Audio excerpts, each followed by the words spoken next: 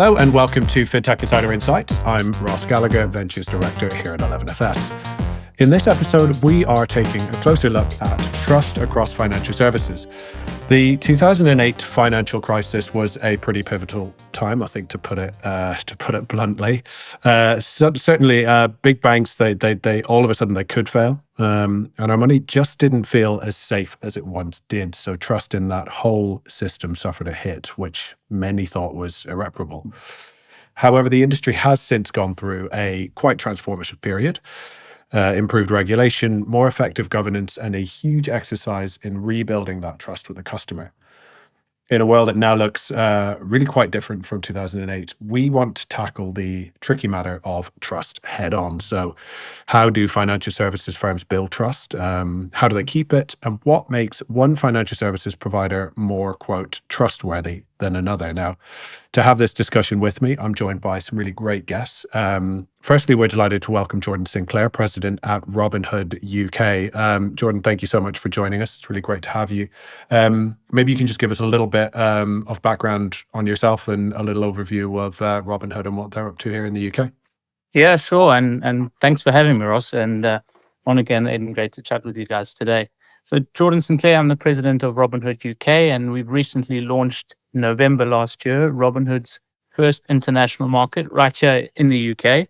And can you believe it? Robinhood is 10 years old, reached over 90 billion in assets, over 20 million in customers. And now we're expanding and taking our mission of democratizing finance for all beyond just the US. So what we've launched is a waitlist at the beginning of the end of last year, and we'll have public availability at the beginning of this year. Really solving UK customer problems, though, not just taking our US business and dropping it here and hope it works. I don't think that's the way. That's probably some of the topics we'll discuss today. Really understanding their needs around fees and protections. Myself, I have an experience across banking and management consulting here in London, and chartered accountant by trade. So boring alert on that. Can't help it. And I just come back from South Africa, which is home, hence the accent and the very minimal tan that will last about one day here in London. Excellent. Yeah, I mean, absolutely. Huge congratulations to you guys. I mean, it's a huge step branching out into international markets. Really exciting time. I know, as you say, that public availability coming up this year, really, really exciting. And look, great that you have come on and to sort of share your insights with us as well. So thank you for that, Jordan. Now, also joining us this week is Monica Hovsepian, the head of financial services industry at Openex. So Monica, likewise, look, great to have you on the show. Again, maybe you can just give us a little bit of background to yourself and sort of what you do. Thank you very much. Honored and privileged to be with such great co-panelists today. Hello, everybody. I'm Monica Hovsepian. I lead the financial services vertical at Openex from an industry strategy perspective globally and have been with the company for over 5 years now. I am not going to age myself and tell you how long I've been in the industry, but it has been over 25 years now, and I've loved what I'm doing. I'm based in Toronto, Canada, where it is absolutely miserable weather currently. We had some snow and rain yesterday, and there's apparently a lot more coming over the weekend. For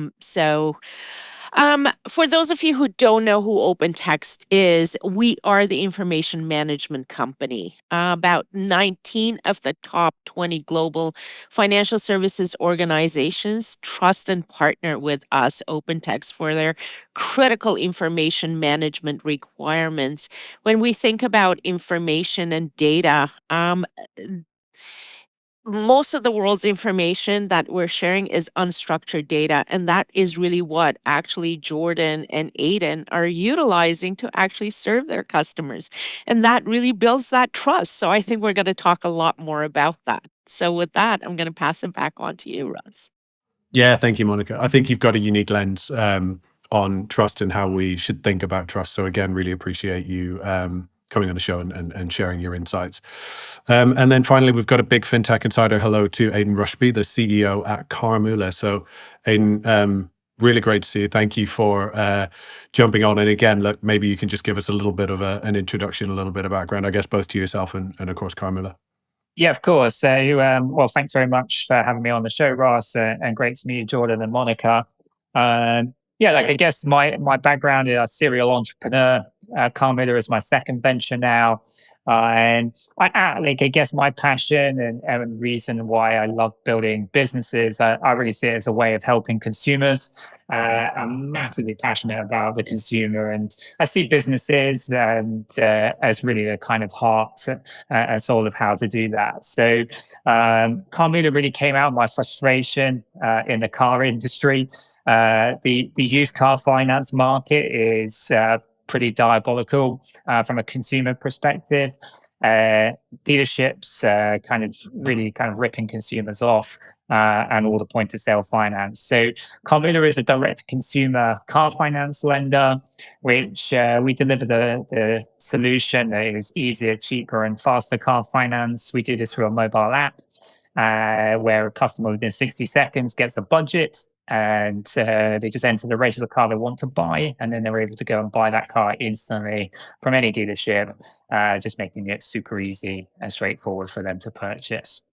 Love that. I mean, such a pain point where you're positioning yourselves really just to sort of solve that for the consumer. And I think really interesting when you think about trust in the context of some of those challenges, the sort of industry specific challenges, Aiden, that you raised. So looking forward to sort of getting into that in a little bit more detail as well as we go through the show. So thank you all for joining. That's our panel. So let's dive right in, I guess. I think firstly, trust, I think everybody would probably unanimously agree that we should work on building trust with our customers, and that there's probably a real upside to that. But I suppose maybe nailing down a definition that we're all aligned on around trust is a little bit less straightforward. Monica, I'm going to come to you first, just because I read your piece in Forbes and a couple of other bits, and I think you've got a good interpretation, I suppose, of how we should think about trust as it relates to our customers. So I'd love you to sort of give us a little bit on that, maybe just to get us off and running, if you don't mind. Sure. It starts with providing the right set of products and the right interface to start developing that relationship. Trust is very much like jumping into a relationship, what you're having with your friends, right? With a significant other. It's the same thing what that trust is with a financial institution.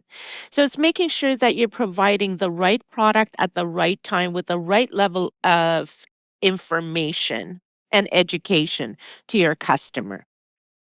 Once you do that, it's also level setting what kind of services you're going to provide. So it's that SLA. If you're going to say you're going to do something, you should be able to do that something for that customer in that right time frame.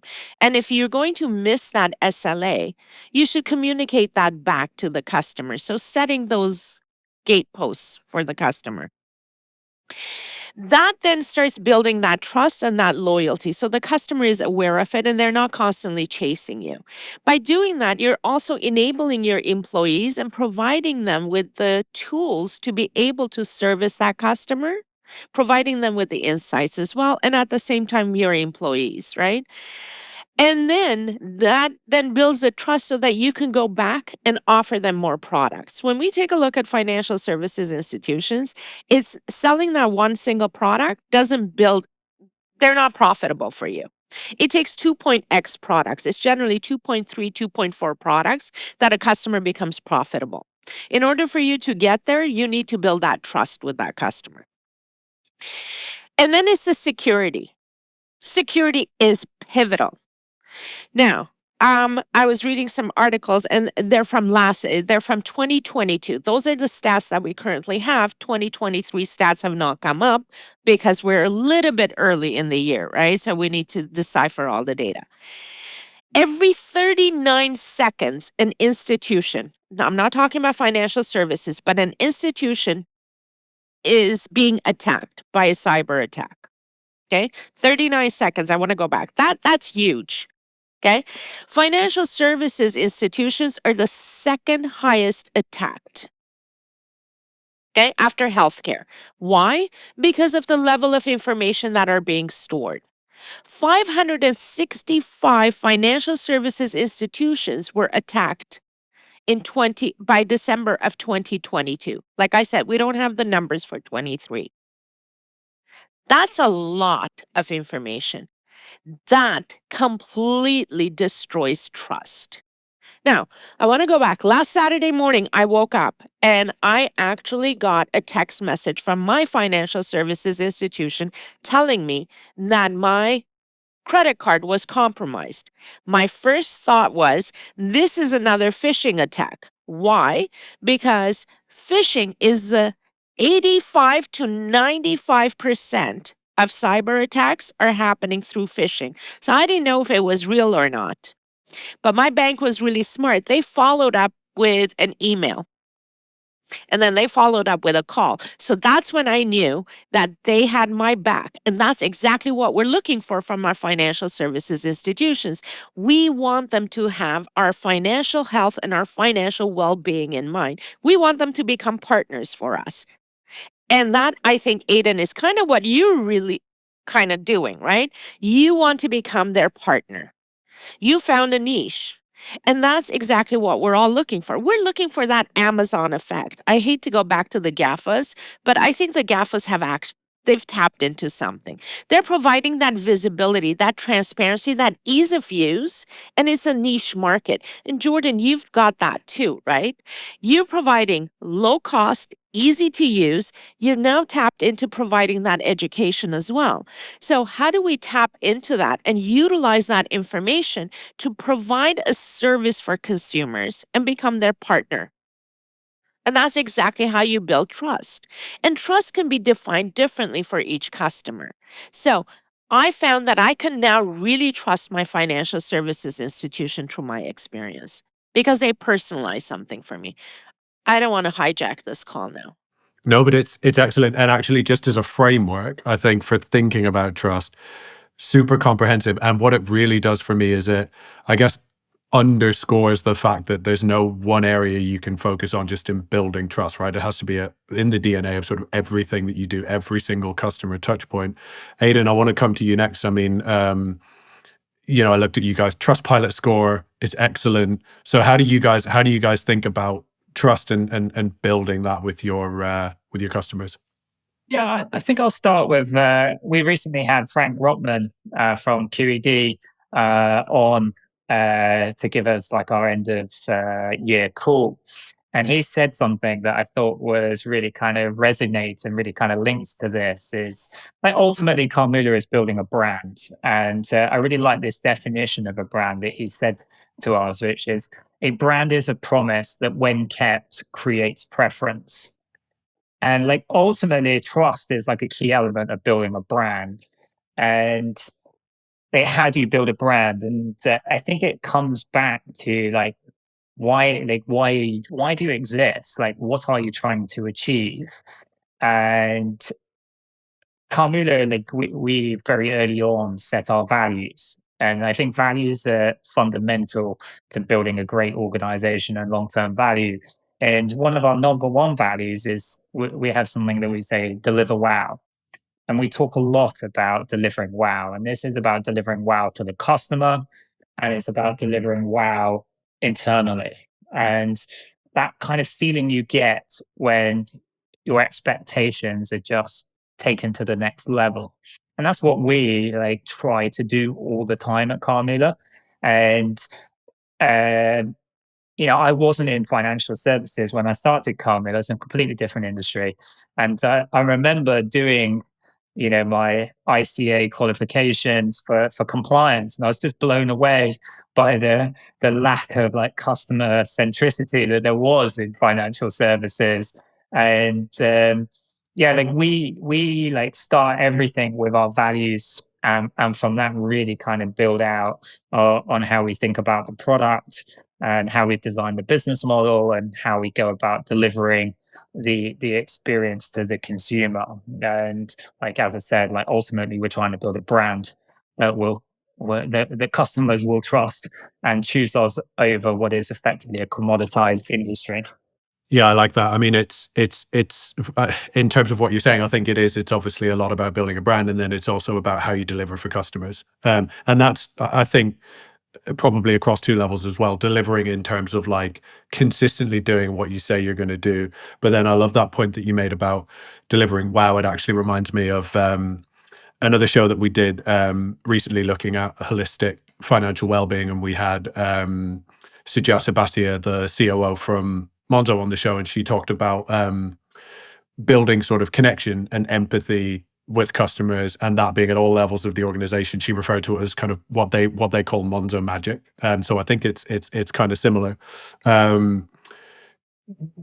mean, Jordan, one of the really interesting things, I guess, from Robinhood UK's perspective is, you're coming into a new market, and I suppose you can think sort of bottom up about how you build that. Well, not necessarily the brand, because of course the brand has existed and has been very successful in the US, but in terms of building that that trust and that customer connection.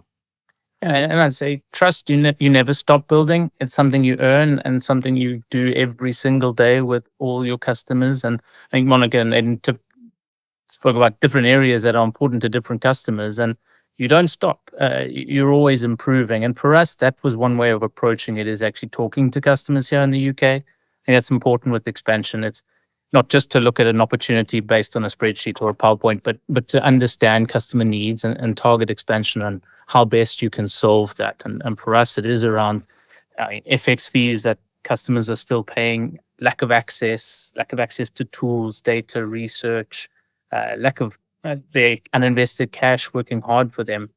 And then when you look at trust in financial services, being a regulated industry does provide a framework to make sure that you are protecting customers' interests. And for us, it's a customer's life savings, right? I mean, it's so important to every customer. And we're an FCA regulated firm, and that comes with a consumer duty framework, and there's ways in how you implement that. But I think what's important in the product is making sure customers understand that. So for us, building this product here is who regulates us. We're a US firm, but we're regulated by the FCA to help them understand that. How is your cash protected? We offer $2.25 million protection on uninvested cash. What does that mean for you? That education, that information, all of that, not just take for granted that everyone will perhaps understand an investment product or has the same level of investment knowledge. We want to help everyone on that journey. So I think that's an important part of trust. It's just making sure that it's accessible and the right information's there. I think that's such a good point. And I think when you look across financial services providers who obviously who are regulated, those frameworks are there. So whether it's the financial services compensation scheme, or whether, as you mentioned, it's consumer duty, or in a payments context, maybe Section 75 of the Consumer Credit Act. But the point that you made that I think is so important is it's not just showing those as badges at the bottom of your website. It's actually engaging customers and helping them understand what that means for them, and giving them the information and the context to make those right decisions. I really like that. I really like that point. And you have to have a great product too, right? Like, it needs to have a great user experience, and you have to be, I think Aiden's touched on it, what you built. You identified an area that was just rubbish, right? And you found ways to meet customer needs, and you can incorporate a lot of these trust elements in a great product. And it's that combination that can meet the customer needs and get that wow factor. But kind of safety first is a principle for us. That's embedded in your product development. And what you deliver then is a product that's awesome and a product that a customer can trust. I also think it's sometimes thinking as well about what you're not going to do. I think when you're building a product, if you really want to deliver an amazing experience, you need to control the whole experience. And I think you have to be very conscious around, what you show and what you don't show. For example, at Carmelo, we've thought long and hard about, do we add car search to our app? So at the moment, a customer downloads our app, they basically put in the registration number of the car they want to buy, and we show them all the valuation information on that car or the history of that car. And then we just generate them a virtual card where then they can pay.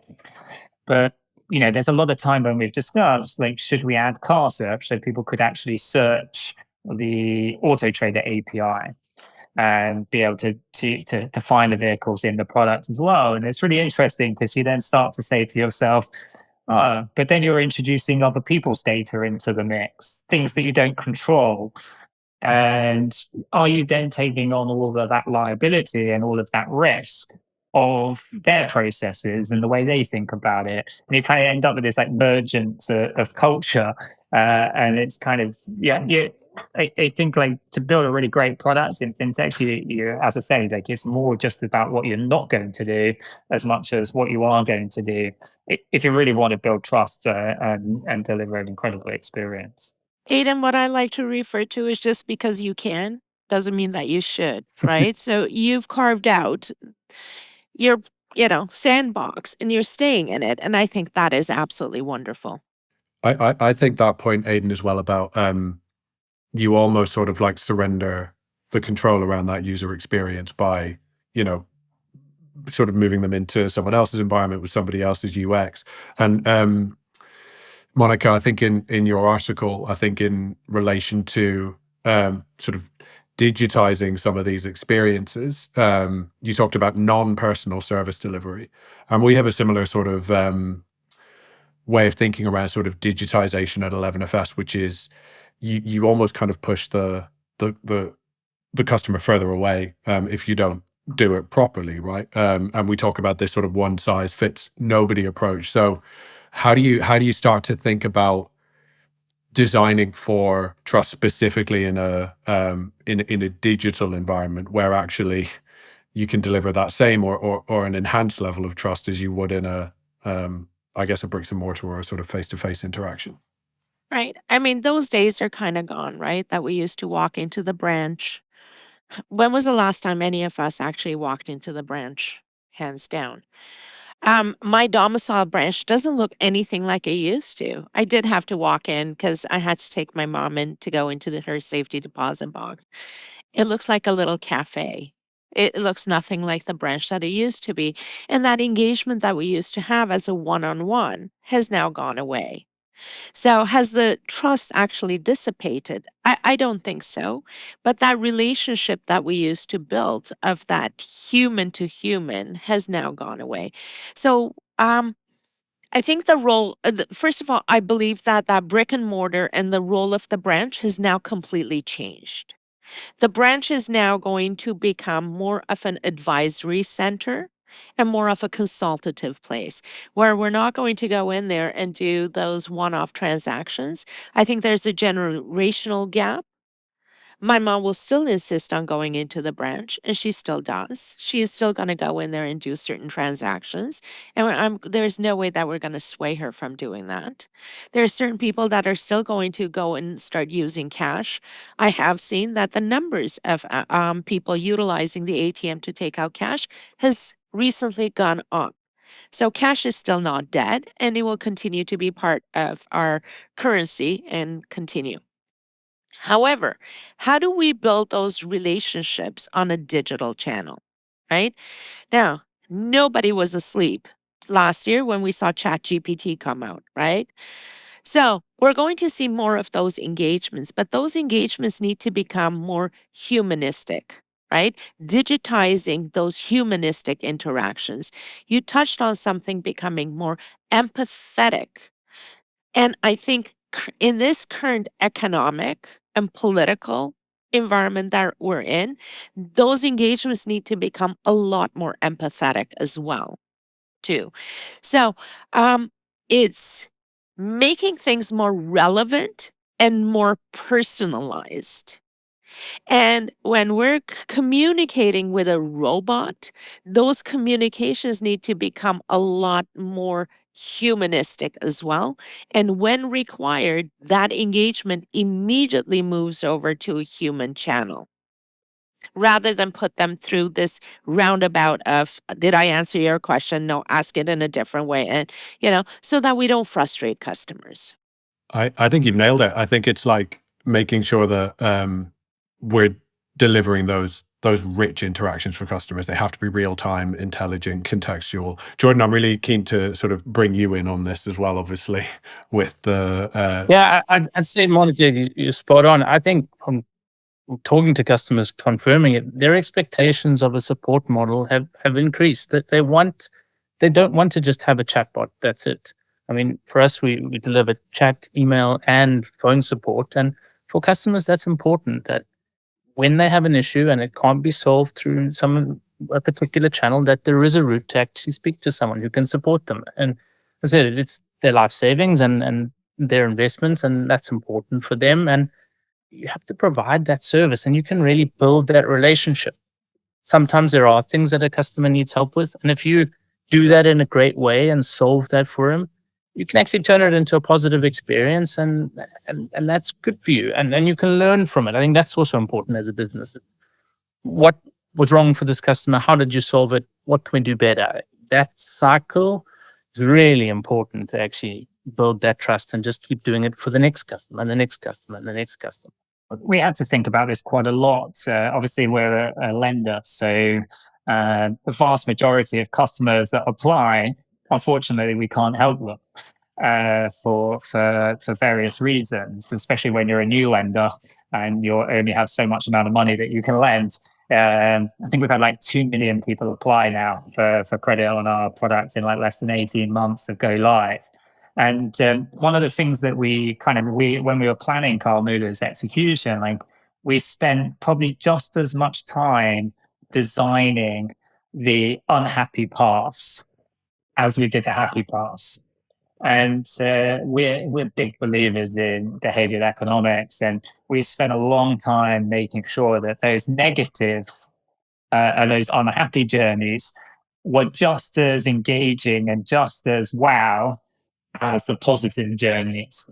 And so obviously we made the positive journey like super sticky from a digital perspective by like we did things like we added a car name generator as part of the flow. So you get to name your car and it spins around, and it's like like a really fun thing to do as part of the process. I'm sure everyone has named their car in their life, and we deliberately. What's your car called? I think it's like Doris. We deliberately of course it is. We deliberately put like old English names in there, so you can choose if it's a boy's name or a girl's name, and we made it fun. And so they're like the things that Carl Muller did to like make it really like sticky and engaging and fun as well. But like equally, like I think like with any product, you can't always help customers, and so you just have to think about it as like unsuccessful journeys and how you build trust, and every customer is potentially a future customer as well. Yeah, making sure that even if it's not the outcome that they want, that experience was still as positive as it could be, right, in that context. And I agree. I think that's super important. I think maybe we are sort of getting close to an agreement, or at least a framework on what trust is and how it can be established with our customers. So what I'll do is I'll take us to a very quick break, and then in the next section we'll look at just a little more at maybe how we keep that trust, or sort of maybe more realistically what we can do not to damage it or lose it as that relationship continues. So yeah, we'll be back after this very quick break, so please don't go anywhere.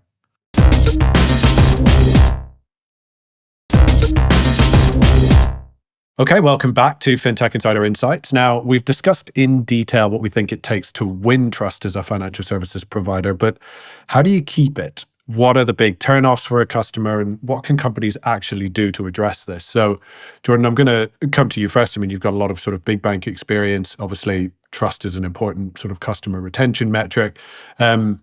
Interested in that sort of Revolut lens, and I suppose thinking of it as one of those sorts of more maybe complex financial products when you think about trading and investments. Is there an extra, I suppose, sort of burden there in terms of like building that trust, giving customer the information that we talked about in the previous section?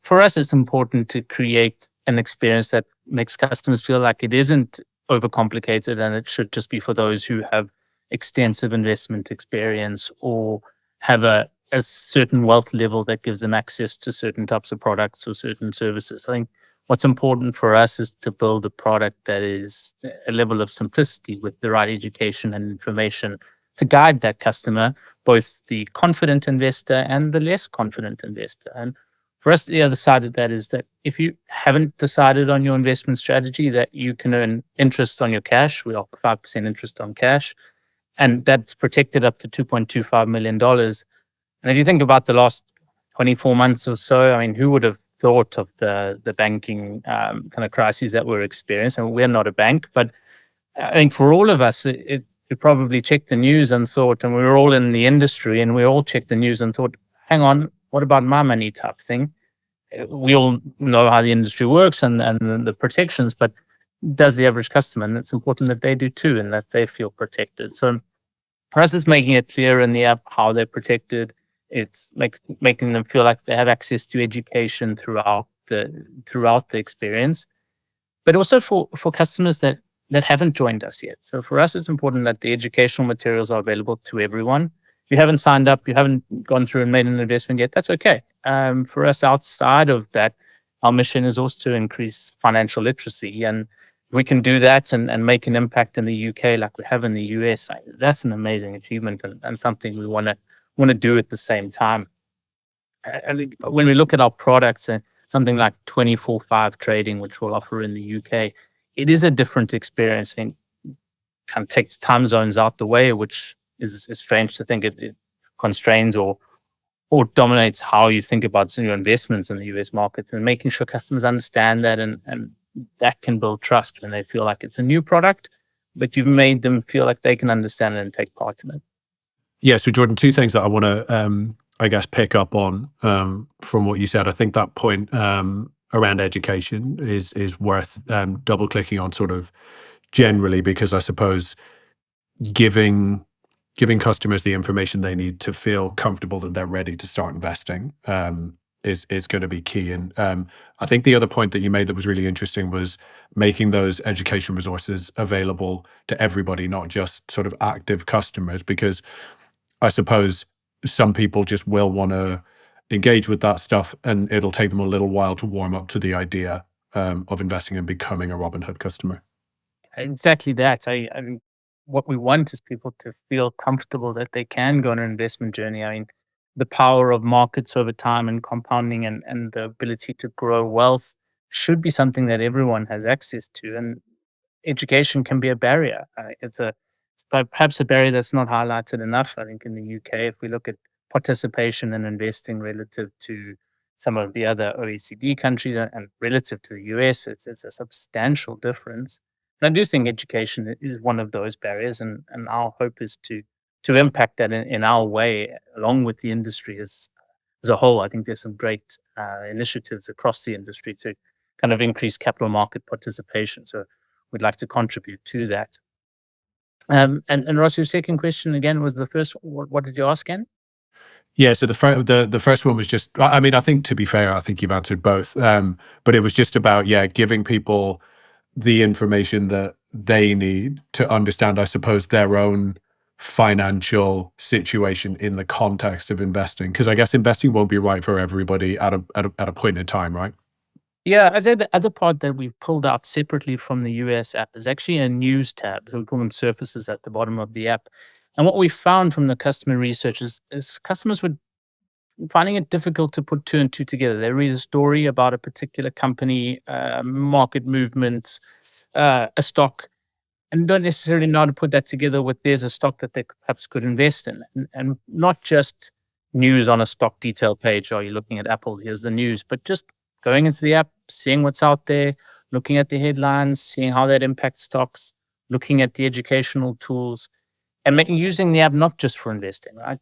Until you're ready to make that decision, there's a lot of other tools. And being part of financial markets, there's a lot of components there. There's a lot of information. I mean, Ross 11FS contributes it. Like this podcast is part of that, right? Talking about the industry. I mean, it all adds up. So I think it's that combination of information, education, news, access, that really can contribute.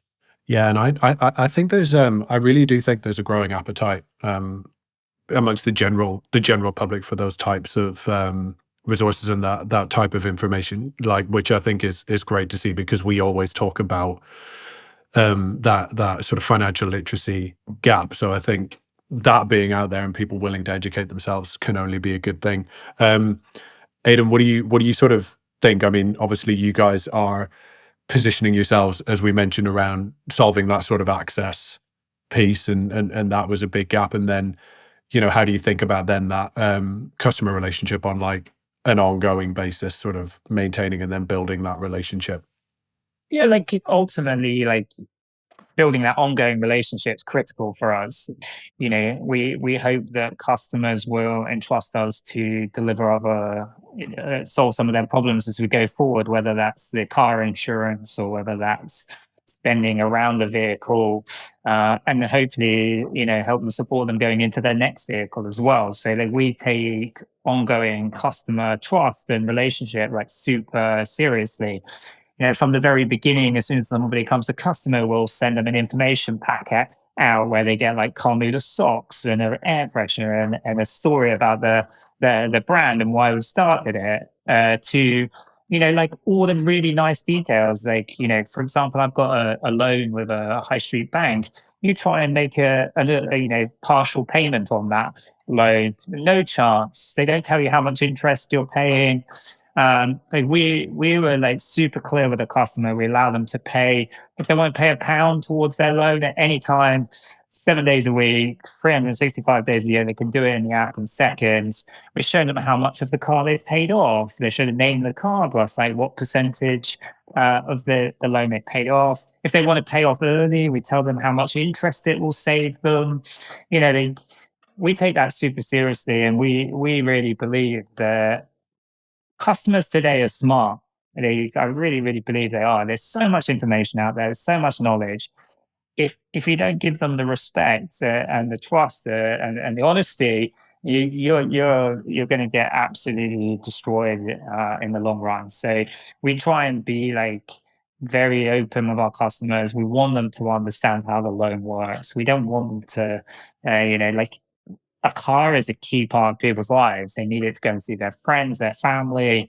It's an essential kind of product that people need. And so we're providing that. And, the fact that, we need to make money is key to that. But like our whole business model is designed so that we can save the customer money. Like, we've fully automated the platform. There's only 30 people in the company.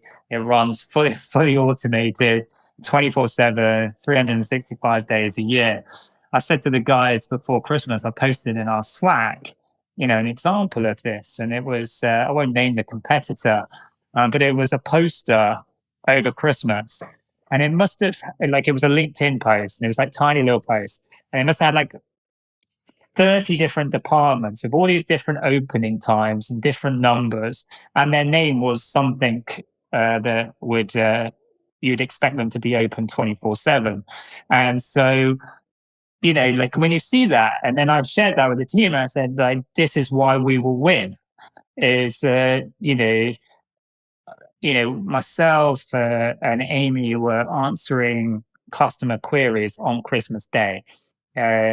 We're fanatical about the customer, and I think if you really want to build their trust, if you really want to own their kind of respect, then you need to take it seriously, and you need to really believe it. And I think you've got to be. It's got to come from everyone, especially from the top.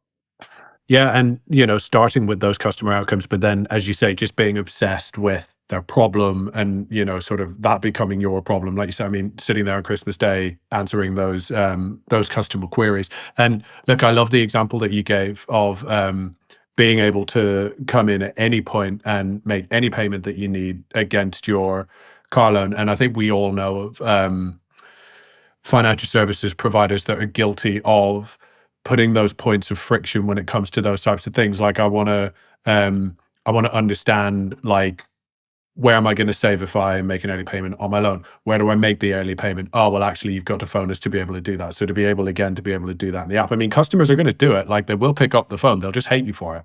And so I think that's an excellent example. And I think, again, the visual of being able to see, sort of where you're up to percentage wise, again, the sort of car, like being able to visualize it easily, all of that stuff comes back, I suppose, a lot to what Jordan talked about around transparency. So I guess the transparency obviously is, I suppose, a must-have in the context of trust and everything that we're talking about. Monica, what else comes to mind in terms of what maybe some of those must-haves are, or what are some of those pitfalls? Like, where might we lose that customer trust along the way?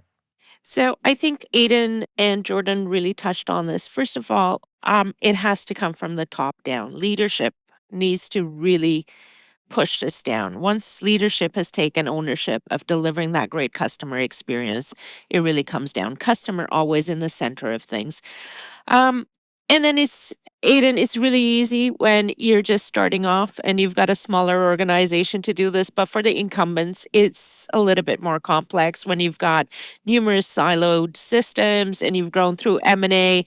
But some of them are really trying to do a really good job. It's not always easy. We ran a survey through the financial brand to take a look to see how many systems does it take for an employee to engage with a customer, just to engage with a customer. And global banks responded and they said anywhere from 6 to 10 systems. So that becomes a huge, yeah, I know I saw you say, wow, and I wanted to let the audience know. That becomes a huge friction point when your employees are touching anywhere from 6 to 10 systems just to engage with a customer. So when your mantra is let's deliver that best customer experience, but your employees are shackled, they're trying to. And Jordan, you mentioned there's going to be times that your customers really want to, that human touch, and we all do, but it takes time, right? And that swivel chair, and we've all been there. They're writing stuff down on a sticky note or on a piece of paper so that they can copy it and post it onto another system. That also introduces errors. And then what happens the next time the customer contacts and they go, I had this open inquiry, where is it? And they go, well, I'm not quite sure. Why don't I start another one for you? And then what happens? The customer gets really frustrated. So we need to make sure that none of that is actually happening. And there is I know we've all talked about this. We've all been in financial services. A true 360-degree view of the customer across the entire enterprise so that people can also work on things at the same time so that we can expedite things, right? And then deliver that consistent customer experience across the entire enterprise.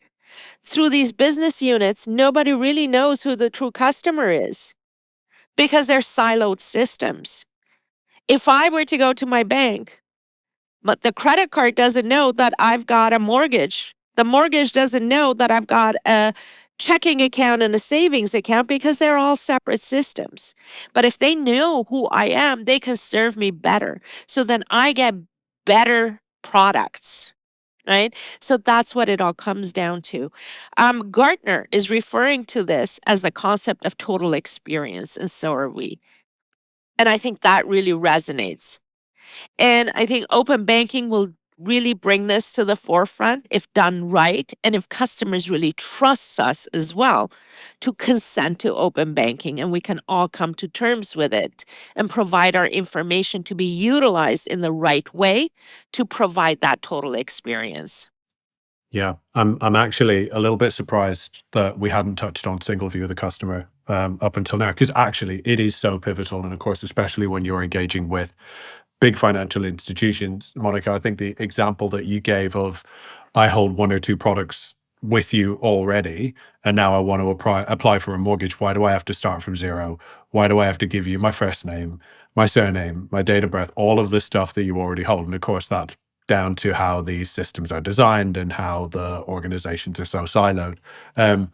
But I completely agree. Yeah, Russ, I talk a lot about that, and we've got a whole solution that's out there around total experience, not just for financial services and banking, but also around insurance. Yeah, I completely agree.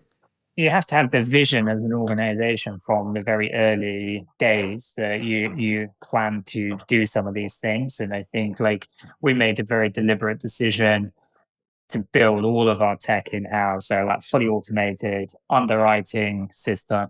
We've got our own loan management system, which now is kind of almost like an operating system for the whole business, our own like proprietary servicing platform, so that you can really like, otherwise what happens if you're with third party providers, you're always at the mercy of them to change things so that you can deliver the experience. Where if you build everything yourself and you're in control of it, you can deliver that incredible experience, and you can future proof it to take it into new areas. Like we spent a long time designing our loan management system so that you would be able to offer different products and services as we develop. And we went to like the nth degree. Like we were like really didn't want to show decimal points to the customer on the payments of the loan.